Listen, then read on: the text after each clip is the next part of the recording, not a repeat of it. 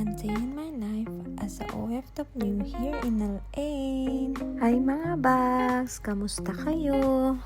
Samahan nyo ngayon ako maglaba at maglinis dahil off ko ngayon. Una, mag-skincare muna tayo. Gigising lang nang walang toothbrush at hugas ng mukha? Alam nyo ba guys, wala naman talaga akong pimples dati. Hindi ko ba alam kung bakit ako tinubuan ng pimples. Una, sa noo, hanggang lumipat na hanggang pisngi, baba, tapos sobrang sakit pa. That time, sobrang stress ako kung anong gagawin ko, kung anong papahid ko sa mukha ko, kung anong problema sa akin, kung anong problema sa mukha ko. Kasi lahat ng skincare na na-try ko, walang epekto. Minsan iniisip ko na lang na baka na evil eye ako kaya ako nagkaroon ng pimples. Pero hindi naman masama mag-isip ng ganun kasi totoo naman ang evil eye, di ba guys? May mga tao kasing binabati lagi yung mukha ko na, kesyo ang ganda-ganda ng skin mo, ganda-ganda ng mukha mo, anong sikreto mo, ganun ba? Hanggang nagsitubuan na yung mga pimples ko na hindi ko ba alam kung saan nanggaling. Dati naman kasi wala talaga akong pimple. So ang ginawa ko guys, nag-egg cleanse ako, tapos naligo pa ako ng may asin. Wala naman talagang masama kung itatry natin, di ba? Pagkatapos kong ginawa yun, naging okay naman siya. Nag-less yung pimple or yung mga bumps na maliliit or dahil lang kaya sa skincare na gamit ko. Kasi yung skincare na gamit ko guys is Brilliant Soap, tapos yung Celetec na moisturizer, and then yung sunblock lang naman. So gagawa ako ng another vlog for my skincare. Char! Guys, follow nyo naman ako guys, please, and like na din. Thank you! Kayo guys, anong gawa nyo tuwing day off nyo? Ako kasi tuwing day off, linis, laba, magluluto, mag-grocery, pupuntang Lulu, hypermarket para bumili ng may luluto. Tapos babaunin na din bukas. Ito ako, linis-linis lang. Tapos mamaya magluluto. Tapos kung ano-ano na lang ba yung ginagawa na lang natin para malibang yung sarili natin tuwing day off. Pero usually naman guys, hindi naman talaga ako lumalabas tuwing day off ko. Nandito lang ako sa bahay kasi ano namang gagawin ko sa labas, napakainit na ng panahon, 'di ba? At wala na din akong friends na malapit sa akin kasi lahat sila nasa malayo or di kaya may trabaho.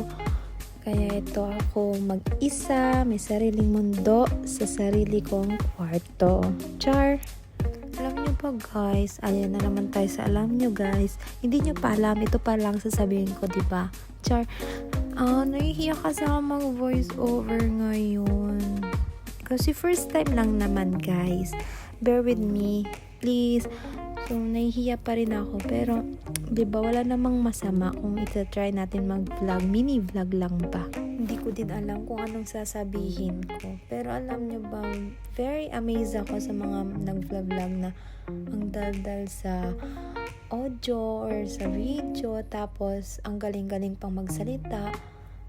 Bale, one day guys, magiging marunong ako. Tapos, hindi na ako nahihiya, diba? Practice makes perfect nga, diba guys? Tapos na pala ako magpalit ng bedsheet dyan guys. So, i-defrost ko na ulit yung chicken na niref ko kagabi dahil magluluto ako ng chicken curry ala Pakistani version. So guys, may isa pa akong video, susunod na video dito para sa paano magluto ng Pakistan version na chicken curry. So guys, check nyo na lang kung interesado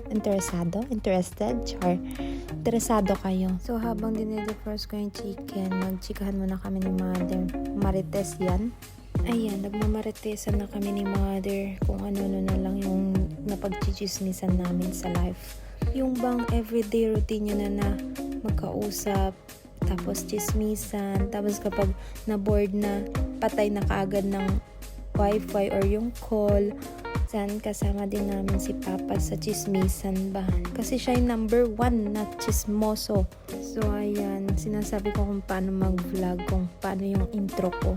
So, ayan na nga. Kukunin ko na yung damit ko kagabi na nilaba dahil tuyo na din.